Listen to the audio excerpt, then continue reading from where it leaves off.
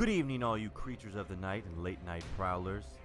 This is the latest podcast episode in gore and guts, slashers, screams and squeals, the paranormal and the fucking supernatural. Talking about all those movies which conjure up your nightmares. This is It Records. Good evening, all you creatures of the night. Welcome back to the It Records podcast. Thank you, one and all, for joining us. 'Tis I, Matt Johnson, one of your hosts of this wonderful podcast. And as always, I'm joined with the amazing, the magnanimous, the always charming Lindsay Clark and Peter Hansen. Guys, thanks for being here. Thanks for having us. I like that you snuck my name in there at the very end. Yeah. It got caught in my throat a little bit, but I got it out. Don't get sick on us now. We don't need you coughing and having a fever. Exactly, especially not at a time like this. Right, that wouldn't be good for podcasts. Nobody wants to hear coughing or sneezing across the airwaves. It's just bad air. I already clear my throat a lot, so I'm sure people would really appreciate more of that. I think they would. I think it's become a staple of this show. Yeah, people are looking for it. You take a shot every time Pete clears his throat. Is what would you call someone who enjoys sounds? Like, so what's the word where someone really likes sounds? Like, is there a word for that? Like, be. Really crisp, harsh sounds. I want an audiophile. I don't know. I think audiophile is someone, I don't know if it's music particularly or if it's just sounds. I'm sure there's like subcategories of audiophiles. So, like Lindsay turning pieces of paper right now. That's gold right there. That's what the people want, right? That's what they want to hear. It's not audiophile, but that's the most effort I'm going to put into it right now. Is audiophile something though? Like you typed it in? It didn't seem like it was like anything that pertained to that. It looked like it was like a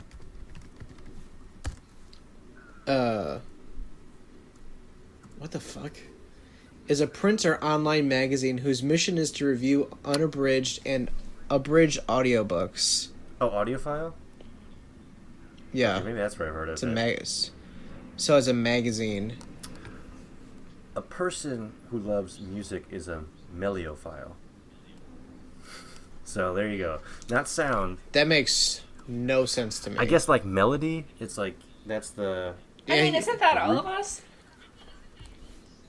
What about a sound file? Like you like sounds. I'm getting nothing. When I type that in, it says musicophile and audiophile are two words I commonly hear for people used to describe people who love music. I don't... like a Foley artist, they like sounds. I think a soundophile. There, new word. I'm sticking Tell Webster. With that. I got him on speed dial. I'll call Webster up real quick. I've always imagined him as a very short person. Is that just me? Yeah, I mean, I don't think I've ever imagined his height, but I always kind of envisioned him in like a plaid suit jacket, perhaps with a pipe. I kind of pictured the KFC guy. Interesting. Does he have the accent too?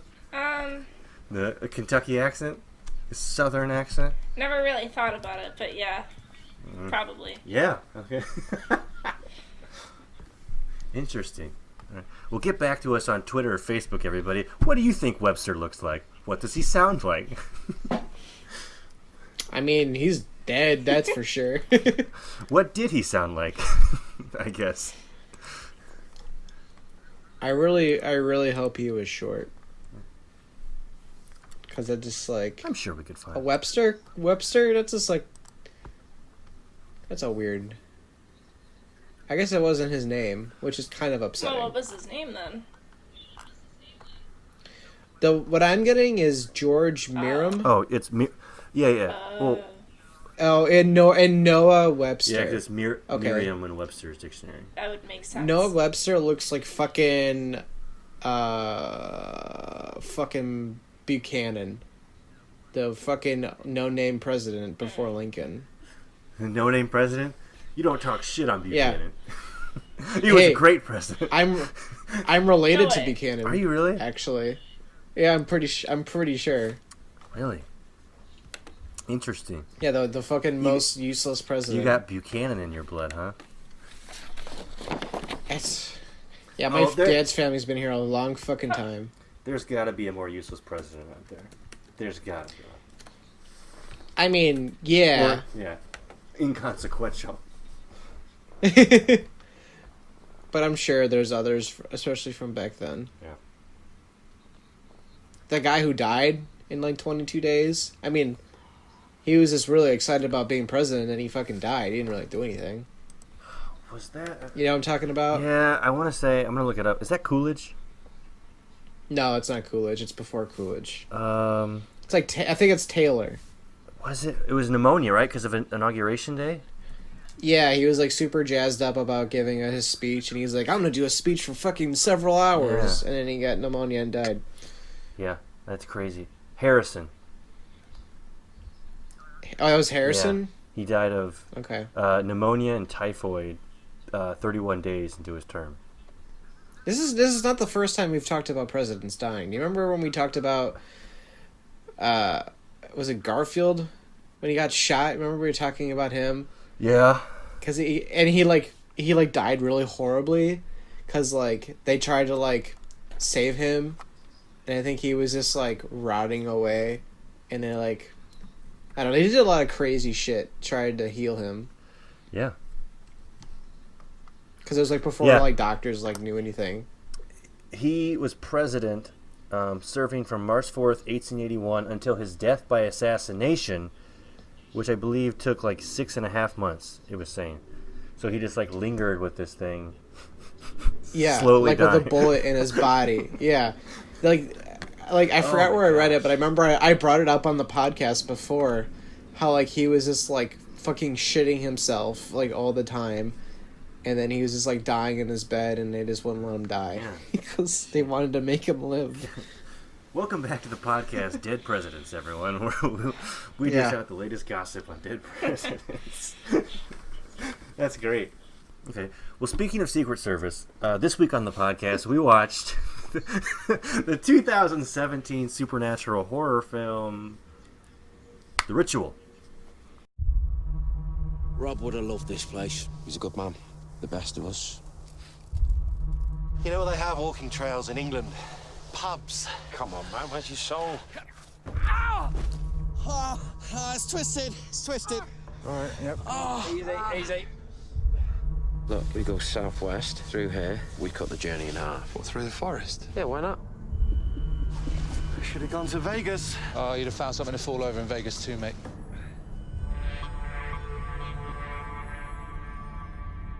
Now, is it me, or is it really quiet in here?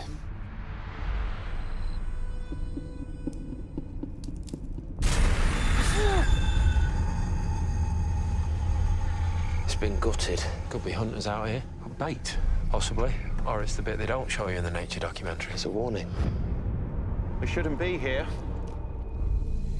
Where the hell are we, Hutch? We should pitch the tents. This is ridiculous, man. Luke, you're getting soaked. You hear that? No, I didn't hear anything. Come on.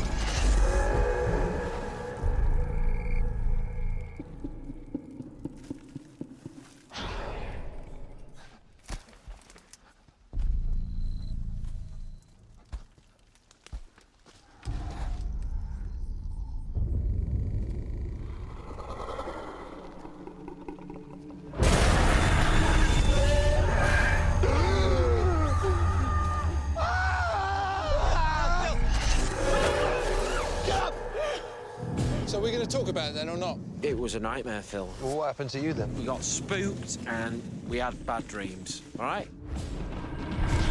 I woke up last night. Look at this. Nothing has done that to you. You've done it to yourself. Why do you have to deny everything I say? Because I do not value your judgment. We need to be working together, man.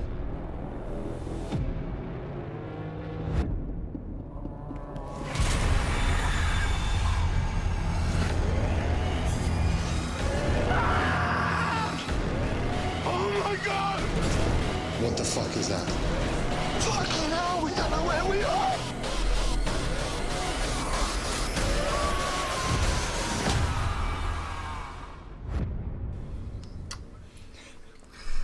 Yep. You have a Yep. What a Bringing it segue all that back. was. You have a gift for segues. Yes, and I believe is this an English film originally? Apparently. It's English. Okay. Yeah, I think it is. Or it's this American movie with Yeah. 4 British actors. Yeah, so it was distributed by E1 Films in the UK, and from like the little research that I did, I don't think it did too hot. So it was then like really picked up by Netflix pretty quickly. And Okay. that I thought it was And then it like became- a Oh, okay. Netflix That's what it movie to was? start. And when I discovered that, you know what? I'll just save that for Defend or Destroy. Getting a little ahead of okay. myself. Okay. We'll pump the brakes. We'll get there. It's fine. We'll get there. I know we're all amped up. I feel like Netflix really uses Netflix original very liberally. Like they just like Yeah. like Arrested Development. See, they're like call that original. It's true. like That's true. fucking that existed way The best before you were 3 around. seasons were prior to being on Netflix. Yeah, season 4 is okay in my book. Controversial opinion, okay. Season 5, terrible. Is there it's a like- season 6? Oh no, there's a season 5 part 2, and I didn't even Well, I can't even watch it. It's so bad. I don't think Portia's even on it. That's what's her name? The sister, the twin sister to Jason Bateman. She Yeah, Lindsay. I know what you're talking. I don't remember she's her not even name in in the part show. 2. Or very little. But, you know, That's dumb. thank God Netflix, though, they picked this one up from the depths of, you know, I guess UK box office hell and decided that they could maybe get some more viewership on Netflix. I wish there was a way to look up statistics of like viewership on Netflix because I'm very curious. That would be very cool information to what have. that looks like. And to that point, I know they Because they just like cancel stuff for like no reason. They're like, oh, this is not doing that well, but like, Yeah. how do you know? Like, it could be doing very well. So, in case nobody has heard of The Ritual, you can check it out on Netflix. As we've discussed, that's where it's at. It was picked up 2017. It is a film based on the 2011 novel of the same name by Adam Novell.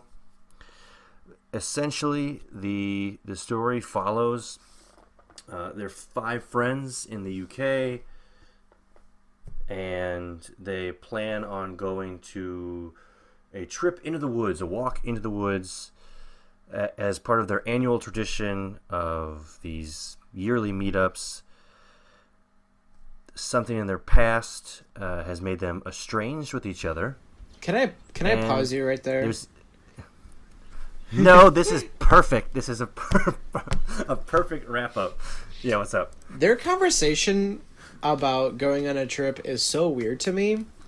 They're like 35-year-old men that are acting like they're In college. 21-year-old frat boys. Yeah, what the fuck is that about? They're like, he's like, yeah, I want to party in Spain.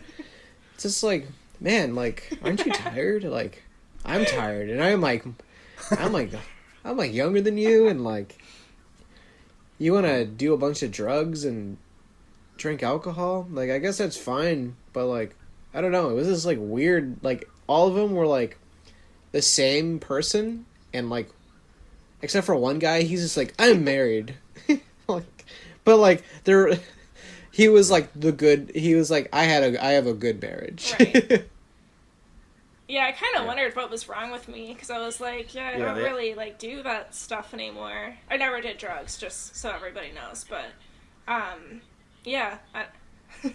I did drugs. But, yeah.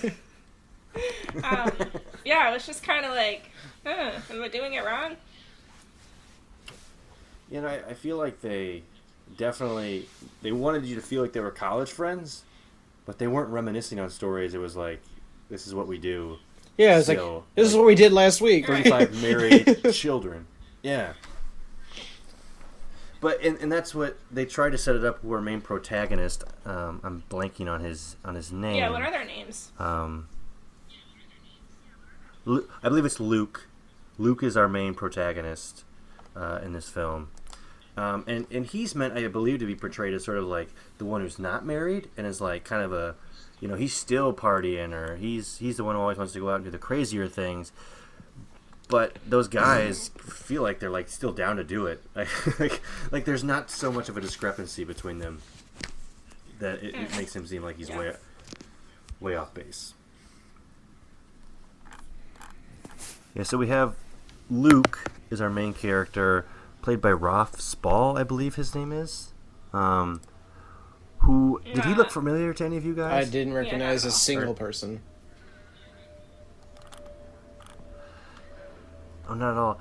The first guy, or the main character. Oh, that's where I've seen him. Okay. He had a small role in. I'm sorry, he was the writer of Life of Pi. Oh, that random. Film. But he was in The Big Short. That's where I've seen him. Seen it. And he was in an episode of the. Okay, yeah, and I think he was in an episode of Black Mirror as well. So I mean, he's not a huge star, but I guess he's in a few things. Otherwise, not too many big name actors in this film. Kind of some relatively unknowns. Typical, I guess, of really generally lower budget horror films.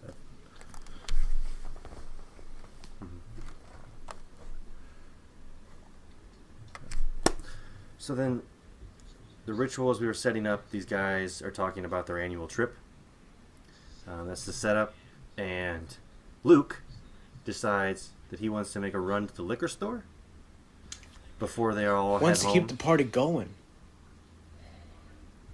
Yeah, he wants to keep the party going. To which everybody's like, "Oh, come on, Luke. I don't want to do that." But his friend Rob, who had suggested going on a hiking trip in Sweden for their next one, says, "I'll go in with him." And as they're going in to buy the liquor, it's clearly being held up by robbers, junkies, whatever, who are trying to get their money.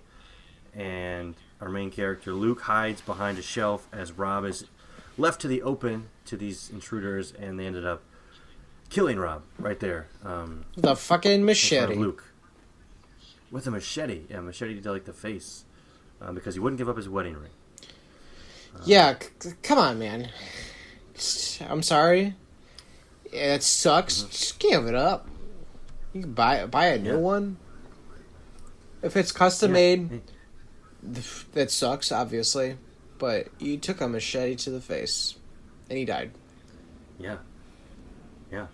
It was rough. I really wasn't expecting that. I didn't know what to expect going into this movie, but I didn't expect that that to be the first scene of the movie. Is a couple of buddies are out and then gets a machete to the face in a robbery, which is our start. Which leads us. They basically jump forward to the rest of the group in the wilderness somewhere, which we're meant to believe. We learn is them going on their annual trip, but they're in that Swedish wilderness that Rob would have wanted, who was the one who took the machete to the face and passed away. So it's really kind of their next trip is in memorial of him, and you can kind of, I guess, tell that there's some animosity between all of them, kind of a awkwardness in the end. Like they kind of it's spread out through the movie, but like he obviously feels remorse for not doing anything. But I also his like friends like give him shit. It's like, okay, sure, he was holding on to the bottle and like contemplating on doing something, but what possibly could have he would he done? Like I that whole concept of for the movie to me was lost on me because I was like, what could he have done? Like attack them and then he also take a machete to the face? Because they had a fucking machete. He has a bottle. Maybe he got the drop on them, but like they're like super blaming him when like he did a very like normal human reaction to be afraid. And, like, you're doing, like, self-preservation at that point. And, like, yeah, you left your friend, which sucks. But, like, I just feel like that's a very, like, normal behavior that he did.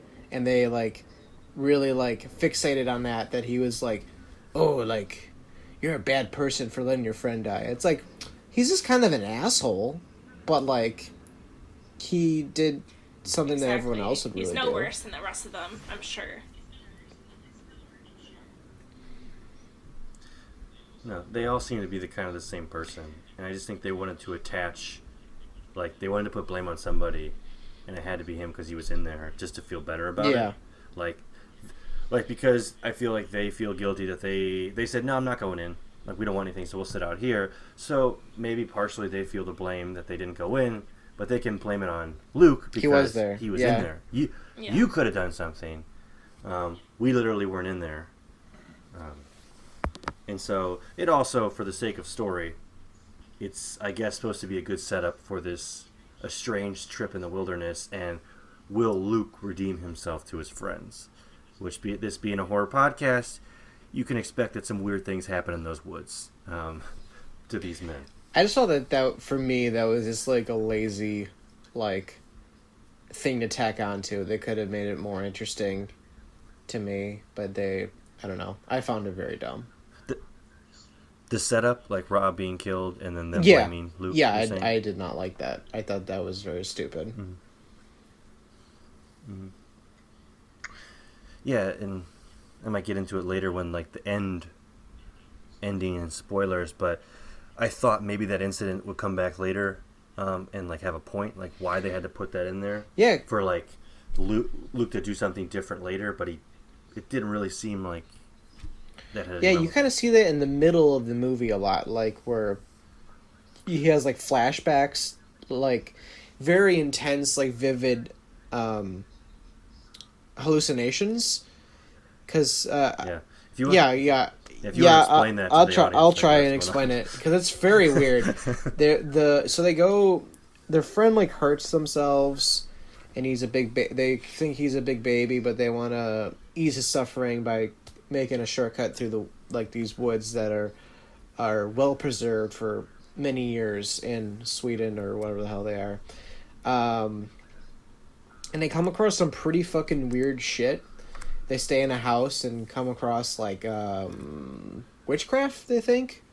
Kind of looks like Blair Witch Project kind of weird bullshit with triangles and stuff in the trees. And that's when, like, I think it's, like, the night day at the cabin when they all have the nightmare. And they all have, like, really intense nightmares. They, like, piss themselves and they get, like, physically, like, hurt. So it's, like, really implied that there's, like, another presence there.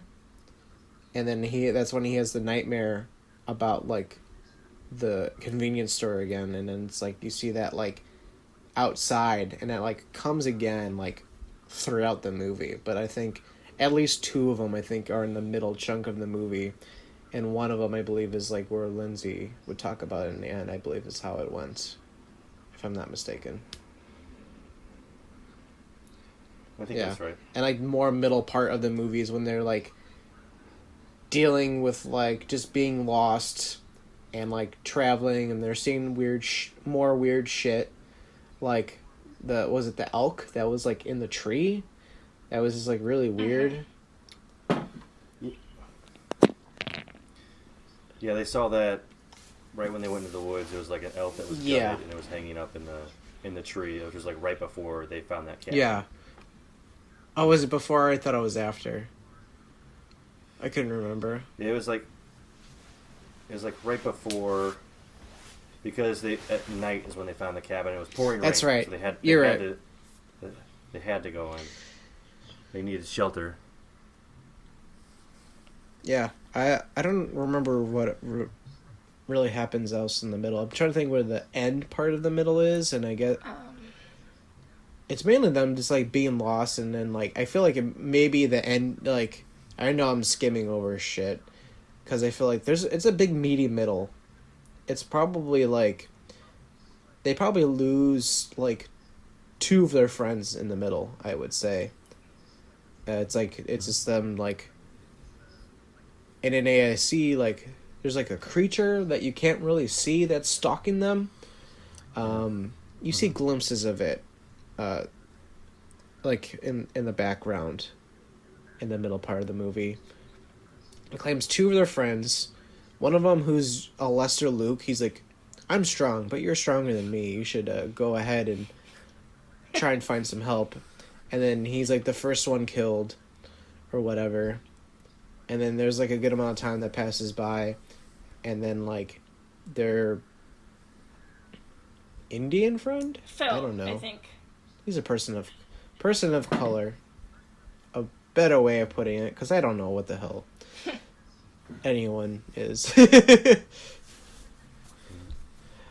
But yeah, it's I can't really, honestly, like, they like look very different, but I also can't tell any of them apart because they all have the same personality. They're all just like macho men that just like are not, they're just like, one's a little macho than the other. That's like really about it. That's like their only differences. Like one of them has like nice shoes, another one has glasses, another one is strong, and another one is stronger. Yeah, that's pretty much the basic distinction.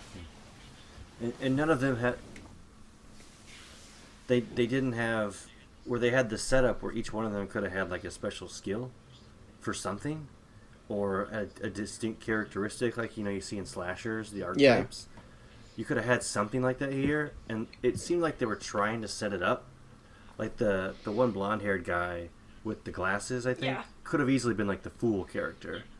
They kind of framed him that way, which they, but not really. They didn't really develop it that much. Exactly, yeah. He became one of the macho guys where he would like talk back and be like, no, you're an idiot, Luke. You don't get it. And it's like, well, he wouldn't say that if he was like the fool character. He would be more in the background. They should have made him more like of a bitch. Lack of better words escape me, but like it's just like, it's like they didn't make him different enough. Like they should have made him like really leaned on him being like a whiny person, because they complained about him being whiny. And and he's like, okay, and the guy with the shoes, they're like, he's just a rich boy. I don't know, that's an easy one. And then one of them could be strong. You could have a strong guy, but like have two strong guys. Like, I guess he had a compass and like knew stuff about maps, but like I literally don't know anyone's names because they're like blend together. They're all like Yeah, they're all blobs. They're all gray Play-Doh. Yeah. It was all like Luke, Rob, Rick, like all these like really one-syllable basic names too.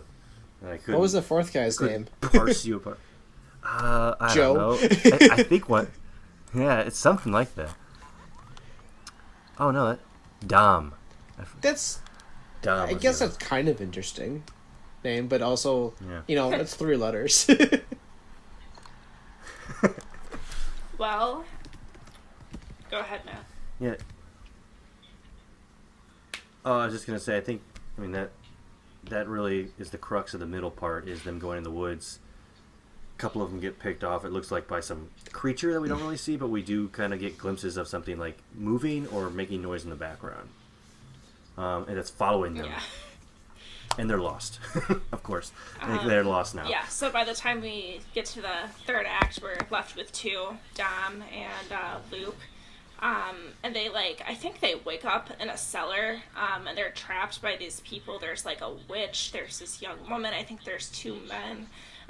Random, people, of course, that they've never seen before. And this group of people decide to use Dom as their sacrifice. As it's revealed, they worship this creature, and I don't know how to say the god's name, so I'm not gonna try, but, he's supposed to be, the bastard son of Loki. Yeah. In Scandinavian mythology, they worship him, they make sacrifices to him, and in return they're supposed to get immortality as it goes, as we find out. So that leaves Luke, and he's told by the young woman that he's got 2 choices.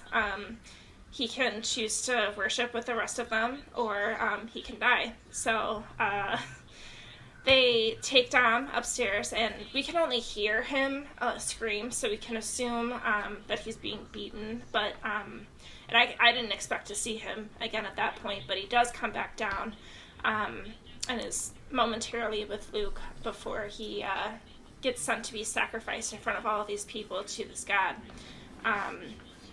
And what's interesting is that when the god like emerges from the forest, he looks to Dom like his wife Gail, and he actually earlier in the movie was waking up from his nightmare when they were all staying at that little hut house thing, shouting Gail. So I'm thinking that the creature appeared to him as his wife then too. So he's calling out to his wife at that moment too, so he's not afraid of what's about to happen to him.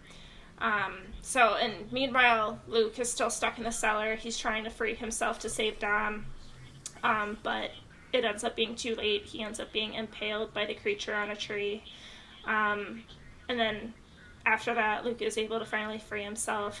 He goes upstairs and is greeted by a ton of mummified worshippers, is what they were called when I looked at it online. Yeah, that was super weird. But it was a total boss move when he burned the whole thing down. And then he catches the god's attention by doing that, of course. He finds a rifle, and he goes downstairs, and I just love the moment where he punches the witch in the face. And he, by now, the creature has a hold of the young woman, I guess. And that's when Luke shoots the creature. So that's when he starts chasing Luke into the forest. Luke hits it with an axe. And then, so they're doing this little chase, and then Luke finally makes it out to an open field. And then we see that the god is confined to the forest, so he can't follow Luke out. And then there's just kind of interesting back and forth thing going on between the god and Luke, where they're roaring at each other in anger. And then after that, Luke just kind of, dusts himself off and starts toward an open road. And that's the ritual. Yeah. Yeah, that's a good summation of that final climactic Act 3 when they're at that house. I think it got a little bit better in the third act. Prior to that, I don't know. It wasn't that suspenseful to me. No, because they didn't really show. I agree, the creature really, and you wouldn't even see. You might see the person dead, impaled or something, but it never really felt like the threat was that imminent, especially to Luke, the main character. It always felt like the things were happening. Yeah, they should have teased the monster more. I think the monster actually looks really cool. I think that's one of the things that they got right. But I don't know, you said, the immediate threat, it's kind of doing what Jaws did, where you see them, the shark attack several times, but you just don't really see it until the last 20 minutes of the movie, and that's kind of what they did here. But they didn't. I feel like they didn't tease the monster enough to warrant the the kind of scare that they were going for. You. I think more could have been done. Yeah. Yeah. I also found in the third act very interesting that when Luke went up to the congregation of the worshippers, that clearly were the people who were mummified corpses. They were the people gaining immortality from these sacrifices. That they were really he walked in there and they didn't move or anything because they were just basically there, not there. And then he saw one move, and then he just nonchalantly was nah, I'm not gonna fuck with this. And like lit one of them on fire, like very slowly, and then like they all caught on fire, and they just like walked out of there. No thanks. Yeah. It didn't even seem like he was really that shocked. Maybe he wouldn't be at that point, like after all this stuff. Yeah, total control. No thanks. And you see, I guess that's the point where maybe, you know, originally he didn't act in the convenience store, and now he is acting. Is maybe supposed to be that arc, but at that point, all of his friends are dead. So. Yeah. So they're like, you're not really like having a redemption here. You're just like, I don't know, trying to survive at that point. And I got like kind of like even though I actually haven't seen. Okay, I've seen the remake of Last House on the Left. I got like that kind of vibe from those like weird hill people from like whatever the fuck they are in the Swedish wilderness. They were like weird, but they also had like witchy elements to them. So like I don't know what the fuck was going on. I wish that would have been. They kind of like were thrown in last minute. That may have been Act 2 instead of them being picked off one by one by the monster. Is like, excuse me. They ran into that house. Like instead of it being the abandoned house, it was that house. Like, because I definitely agree with like Lindsay. Once it got there, it picked up, and I feel like it's just because that probably would be better. Other element of human maybe involved in like the witch element, or like, oh, this is the ritual from the title, and we're gonna figure out what the fuck is going on. To some extent, yeah. Mm-hmm. What did you guys think of the ending when he made it to the clearing, and Marlon Brando, Streetcar Named Desire, just started screaming at the at the monster. Stella.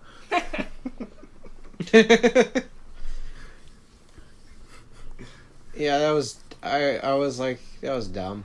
Yeah, like I don't know. This movie made some weird choices, and it was just like it like looks fine. Like it looks, I don't know. Like it's shot like decently well, and the acting's like okay.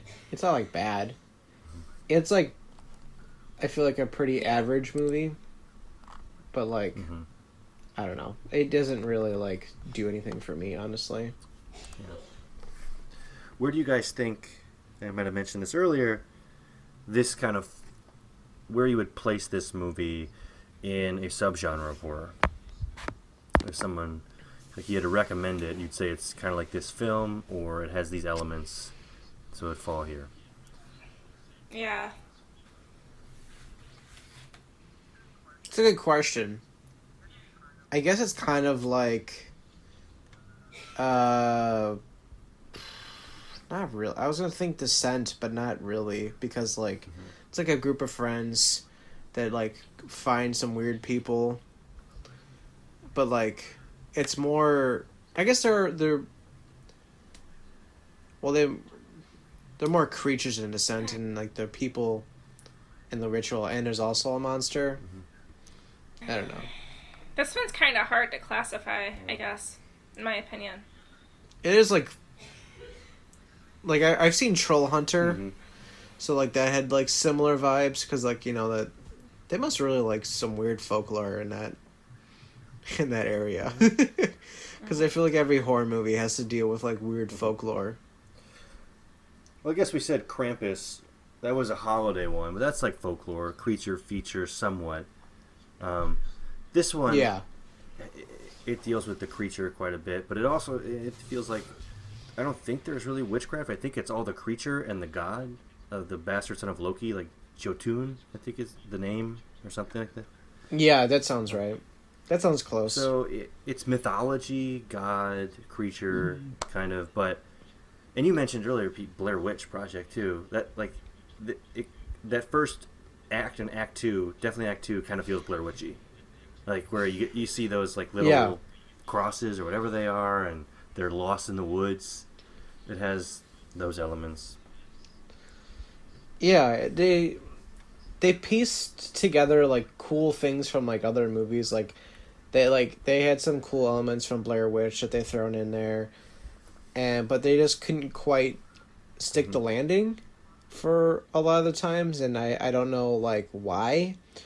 Maybe it is like just the characters mainly for me, because I was really not interested with them. Like, I've seen some pretty bad horror movies, and I've enjoyed dumber characters way more, because like they they embrace the stereotypes, and like now I've complained about this the whole time. Like, it's just like we had 4 of the same people, like, and then like they like had like very uninteresting conversations to me, and then they like acted like they were the best friends that like were too close to each other. Like, I think that was implied at some point, and I was like, what does that even mean? Like, I was like, why? Because they went camping? Like, I like just didn't know what, like, I think it was like an offhanded comment by one of the friends, and I'm just like, how? I like don't understand what they do. That's weird. They look very like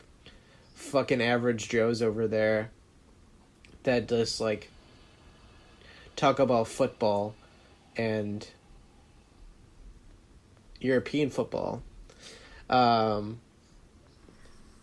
and beer. Like, I don't know like what else they really talked about. Yeah, I mean, I'll mention this comment, like right before Defend and Destroy, but like what you said, Pete, we're kind of talking about the movie itself, and like Roger Ebert, one of the reviewers, wrote the most disappointing kind of bad horror movie because it's the kind that's too smart to be this dumb. Where a lot of the praise here that I'm seeing is like everybody's like, you know, it's a cool concept, like it's really good style, like he shot well, good production design, like the monsters interesting, but it like missed the opportunity to like it's a good bring it all together, I guess. That's what it, good way of putting it. It's absolutely like all agree. there, but it just didn't tie off in a little bow. Yeah. It like, instead of doing like a, what they call it when you land at like a 5-point landing or whatever, is that, you know what I'm talking about, where they like rank themselves with like crash landings. It's like a 2-point landing, not a 5-point landing. Before we go into Defend or Destroy, I got some trivia for you guys. Thank you. Trivia. As always, I usually head to IMDb for these, but so first piece, some of these movie scenes, I guess, are based on the 70s horror rituals. Did you guys pick up on any of that? Because I didn't. So a lot of the movie and itself, 70s or some horror of the rituals? scenes like were paying homage to 70s I guess horror some of the rituals? movie scenes, yeah. Okay. I mean, I can't think of any 70s off the top of my head. Okay. Maybe that's a British one too, right? It's also another Wicker Man, maybe. Yeah, Wicker Man. I can only. Yeah. Yeah, and that's like it's cold. Except it wasn't weird. It wasn't weird enough, because like Wicker Man's real weird. Yeah.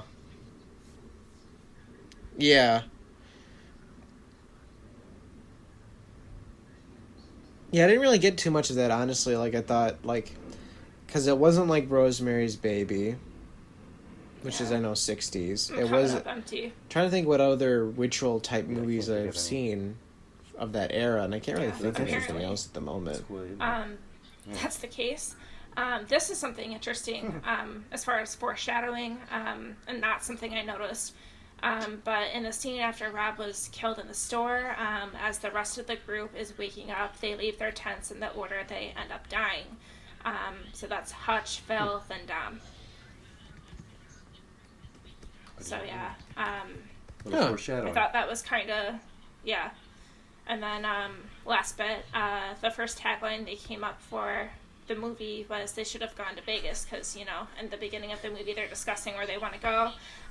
But because of the massacre that happened in October 2017, the tagline became they should have gone to Ibiza. Oh, wow. Interesting. Yeah. So. But even that tagline seems like it's almost like tongue-in-cheek, like trying to be funny. Like, you know, ironic to the film, but I didn't like get that vibe from the movie ever that this was like, don't take this movie too seriously. I always felt like it was trying to create this element of doom and like, this is really scary. But that tagline makes it seem like, well, they should have gone to so and so. A bit more lighthearted than it actually is. Yeah. Curb Your Enthusiasm music. That's true. Yeah. It's like it's a stand-up special. Thank you for the trivia, Lindsay. Appreciate it. As always, I'll make a little theme song coming in for trivia. That's all I asked. So it's got a little segue. I can do that. Pete, any? Nice. Would you do like Jeopardy's Corner or something? I don't know. Pete, would you like a theme song for Creepy Headlines? I want you to make it, and then it'll never get used because I always forget to look it up. I'm okay with that being a bit like in time for Creepy Headline and just play the theme song and then nothing. I feel like that was pretty bold of me to try and do one. Every episode. I feel like it's actually really hard to tie one. Yeah, it's really hard to tie one in. But when you do, it's amazing. Mm-hmm. It's like one every year. My favorite one, I think, was Theater of Blood. Was that the one with Vincent Price? Is that the name of it? When, unprompted in the middle of the episode, Pete's like, "Oh, wait, Matt, I got a creepy headline." Oh, well, sure. Let's do this.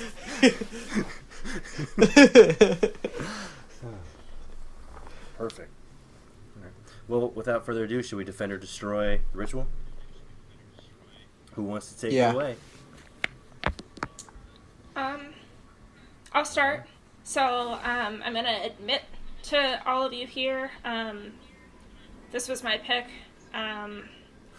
You know, and I would have chosen differently if I had known how it was going to end. I thought it was just okay. You know, as we kind of discussed earlier, it lacked a certain something. So, I mean, and just okay is not a defend, so it's going to have to be a destroy.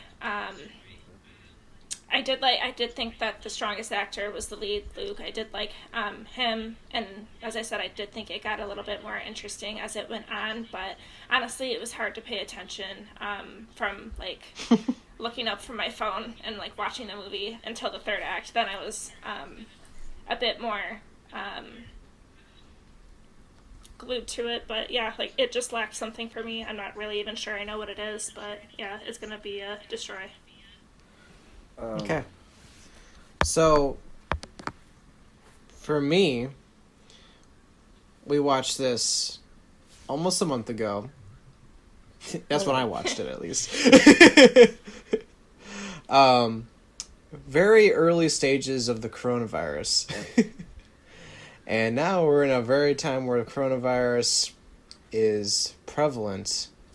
And I would say that looks way more appetizing than this movie. Oh my god. Oh man. That's a bold statement, my friend. I wondered where that was going.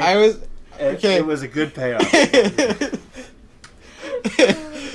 Okay, that's pretty extreme, but I really disliked this movie. It was super boring to me. I was just mad at how bored I was. I was just like, ugh, God.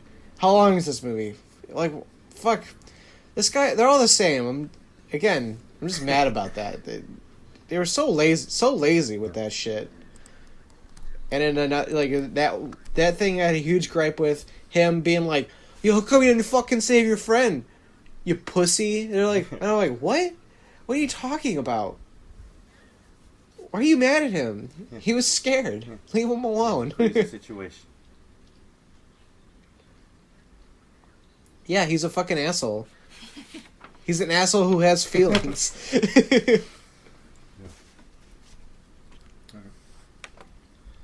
Does that leave me to see if it's unanimous or not? Yeah, it does. Yeah, it does. All right. I will say, for starters, when Lindsay picked this film, for the whole time up until I pressed play, I thought this movie was actually the movie starring Anthony Hopkins from like 2006 or something. I thought that's the movie we were watching. And I checked the text and said, "Oh no, it's The Ritual." Okay, we'll look up a different movie. But I went into The Ritual, didn't really know anything, and I'll have to agree with really Lindsay's synopsis is. It had a lot of good elements to it. I thought like the hallucination scenes where he's in the middle of the woods was like really cool design. It was a cool element, interesting. I just don't think it ever really, tied itself in a bow or really had an impact. There was no real arc. He gets out at the end of the day, but the things that happened at the beginning didn't really have an effect on the end. A lot of good things going for it, but it just kind of did feel like they were thrown in. To look interesting. So that's really cool about the film. I will destroy it, though. I won't defend it. I didn't particularly enjoy The Ritual, but I did enjoy watching it. I'll say that because I didn't know about it, and it kind of gave me the same feeling of The Void, which is another. I think it's like 2015, 2014, like lower budget, people trying to make a different type of horror movie.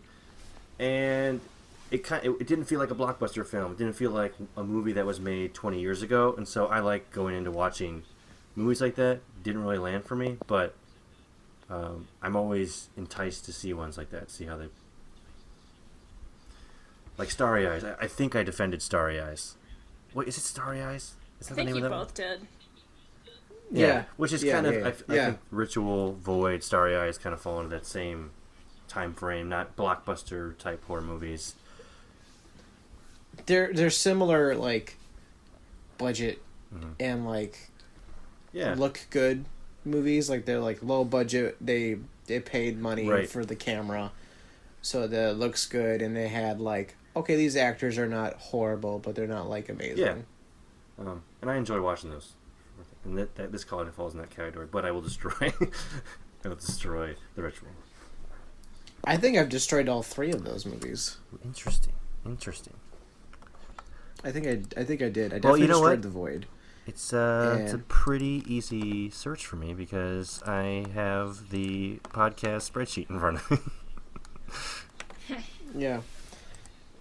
Yeah, we gotta update that again. That little informational fact sheet that we have. Oh my god. Alright, well, I believe that's a unanimous destroy from the It Records gang on The Ritual, but you don't have to take our word for it. If you want to watch it, it's on Netflix right now. You can check it out for yourself. It's a tight hour and a half, including credits. So it's a quick watch. And until next time... It's 3 no-fuss 30s, if you want to look at it that way.